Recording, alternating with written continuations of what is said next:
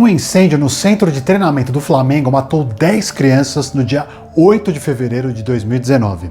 A tragédia aconteceu no alojamento das categorias de base do clube.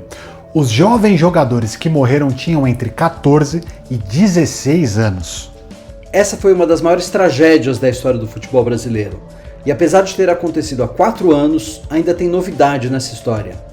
Nesse ano, o engenheiro acusou o presidente do clube de adulterar o lugar do incêndio para impedir que a perícia descobrisse o que realmente aconteceu ali. E o que aconteceu desde 2019? Como ficaram as famílias das vítimas? É isso que a gente vai explicar agora. E não esquece de deixar o seu like, o seu comentário e seguir o canal para fortalecer o Me Explica.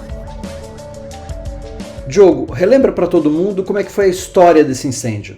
Edu, um alojamento das categorias de base do Flamengo pegou fogo no dia 8 de fevereiro de 2019. O fogo começou às 5 da manhã. 26 crianças e jovens moravam nesse lugar, que era feito de contêineres, e eles jogavam no Flamengo, claro. Morreram 10 jovens e 3 saíram feridos. Já se sabe o que causou esse incêndio? Olha, a principal hipótese é que o fogo começou por causa de um curto-circuito no ar-condicionado do lugar onde a meninada morava. Esse curto pode ter causado um incêndio nas paredes do alojamento, que eram inflamáveis. E Diogo, dá para dizer que foi só um acidente, uma fatalidade, ou tem algo mais? Não, Edu, o lugar onde esses jovens estavam morando não tinha alvará de funcionamento da Prefeitura do Rio, ou seja, estava irregular. O alvará é um documento que diz que o imóvel é seguro e que ele pode continuar aberto ao público. O alojamento dos jogadores da base não tinha esse documento, ou seja, essa autorização para funcionamento. O que o Flamengo disse sobre tudo isso?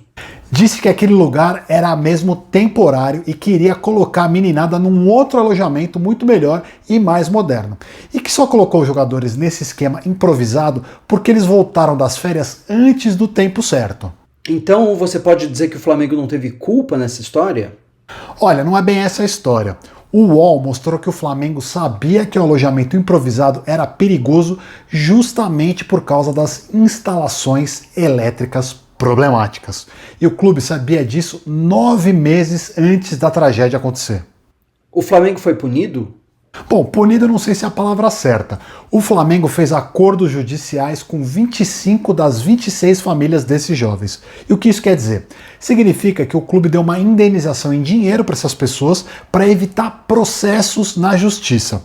A maioria aceitou, menos uma família que entrou com um processo pedindo uma indenização de mais de 8 milhões de reais. Essa ação ainda está no comecinho. Mas então é isso, Diogo? Não vai ter nenhuma punição para o clube? Olha, existem outros 3 processos rolando. O Ministério Público do Rio de Janeiro denunciou 11 pessoas, mas as coisas estão bem lentas, viu? 2 processos ainda não tiveram nem a sentença ainda e um está na segunda instância. Esse processo que andou um pouco está parado desde junho de 2021. Então dá para dizer que ninguém foi condenado por 10 mortes? Sim, Edu, é exatamente isso. Já faz 4 anos que a tragédia do Ninho do Urubu aconteceu, mas os processos não andaram na justiça, infelizmente. Bom, Diogo, e a semana surgiu uma nova história de um engenheiro que está acusando o Flamengo de adulterar o local ali do alojamento. O que aconteceu? Pois é, essa é a notícia mais recente desse caso. O UOL divulgou que o engenheiro que foi contratado pelo próprio Flamengo acusou o clube de mexer na cena do acidente, acredita? E para que o Flamengo faria isso, você vai me perguntar, não é mesmo? Olha, faria isso para impedir que uma perícia, que é uma investigação, descobrisse a culpa do Flamengo no incêndio. Explica melhor, Diogo, adulterar de que jeito? Segundo esse engenheiro, o CEO do Flamengo mandou um funcionário arrancar os fios e o disjuntor de uma instalação elétrica que estava com problemas lá no CT, ou seja, no Ninho do Urubu.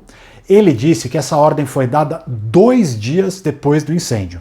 E Diogo, qual que é o problema de arrancar esses fios? Segundo esse engenheiro que o UOL entrevistou, tirar esse material comprometeu a investigação da polícia, ou seja, atrapalhou, e serviu para que fosse impossível determinar com certeza a culpa do Flamengo na tragédia. Mexer na cena de um crime ou de um acidente que está sendo investigado é ilegal. E agora, Diogo, o que vai acontecer? Agora a gente precisa esperar para ver o que vai acontecer com essa denúncia do engenheiro. Talvez ela possa ser incluída em algum dos processos que já estão acontecendo ou até gerar um novo processo, uma nova investigação contra o Flamengo. Tomara que a justiça seja mais rápida para resolver logo essa história que é tão triste, né, pessoal?